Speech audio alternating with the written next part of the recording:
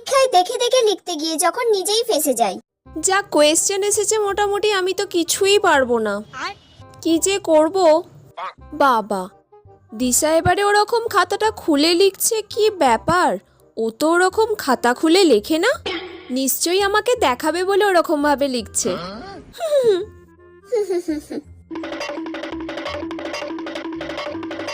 আজকে তো আমি সব কোয়েশ্চেনের অ্যান্সার দিয়ে দিয়েছি। দিশা আমাকেই প্রথমবার সব কোয়েশ্চেনের অ্যান্সার দেখালো। দিশা মনে হয় খুব ভালো মেয়ে হয়ে গেছে। রে দিশা, আজকে তুই ওরকম খাতাটা খুলে খুলে লিখছিলিস? তুই তো সবসময় চাপা দিয়ে লিখিস। হ্যাঁ, চাপা দিয়ে লিখে কি করব? আজকে তো চাপা দিয়ে লেখার কোনো দরকারই ছিল না, কারণ 4টে সেটের কোয়েশ্চেন হয়েছে। তোর কাছে যে কোয়েশ্চেন পড়েছে আমার কাছে তো সেই কোয়েশ্চেন পড়বে না নিশ্চয়ই, কারণ আমরা দুজন পাশাপাশি বসেছি। কোয়েশ্চেন যখন এক নয় তখন চাপা দিয়ে লেখার কোনো দরকারই নেই।